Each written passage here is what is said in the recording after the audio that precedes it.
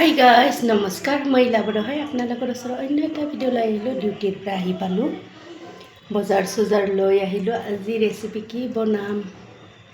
বজাৰখিনি আনিছোঁ বলকচোন ৰেচিপি বনোৱা কি বনাম আপোনালোকক দেখাই আছোঁ আগতে গাটো ধুই লওঁ চাহ অকণমান খাই ল'ম তাৰপিছত ৰেচিপি আপোনালোকক ৰাতি কি বনাম আপোনালোকক দেখাইছোঁ বলক মই বজাৰ কি আনিছোঁ সেইটো দেখাই দিওঁ আলু 2 কেজি 80 টকা দি কেনে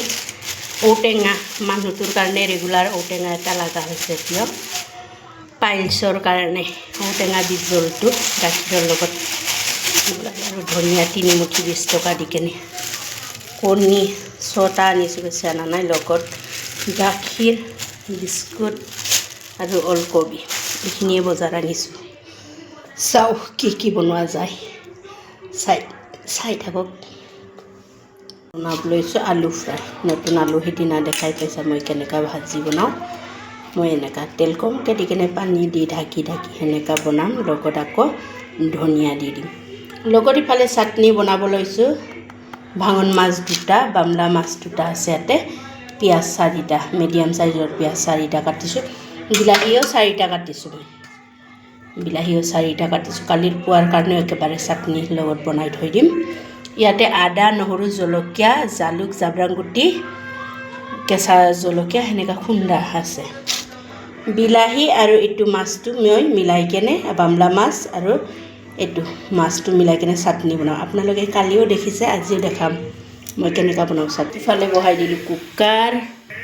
কুকাৰত ভাত বহাই দিলোঁ ইফালে আকৌ আলু আগতে ফ্ৰাই কৰি ল'ম ফ্ৰাই মানে ধুনীয়াকৈ তেল একেবাৰে কমকৈ দিছোঁ কেৰাহীত বহুতখিনি দেখা পাই আছে একে ঢাকি ভাজিম সোৱাদ অনুসাৰে নিমখ কালাৰৰ কাৰণে ৰং ইয়াতে একো মছলা মই ব্যৱহাৰ নকৰোঁ সিদিনাও একো মছলা ব্যৱহাৰ কাৰণে মাত্ৰ জলকীয়া গুড়া জ্বালাটো যে সেইটোহে দিম সেইটো কালাৰ নহয় পূৰা জ্বালাটো সেইটো দি দিম আৰু অলপমান পাছত দিম লাষ্টত ধনিয়া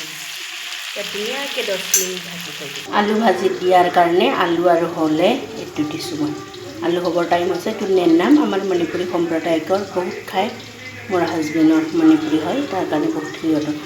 লগত এইটো ধনিয়া এই 2টা ধুনীয়াকৈ দি দিম আলু ভাজি ফাইনালি আলু ভাজি হ'ল নেনাম আৰু ধনিয়াখিনি দি দিলোঁ এইটো উঠাই কেনে এইটো কেৰাহীতে মই বামলা মাছ ধুনীয়াকৈ চাটনি বনাম লগত আৰু বামলা মাছৰ লগত দিম ভাঙন মাছ 2টা আছে সেইখিনি ফাইনালি মোৰ আলু ভাজি হৈ গ'ল কমপ্লিট আপোনালোকেও ট্ৰাই কৰি চাবচোন এনেকুৱা বনাই চাব কাৰণে বহুত টেষ্টি লাগে এইটো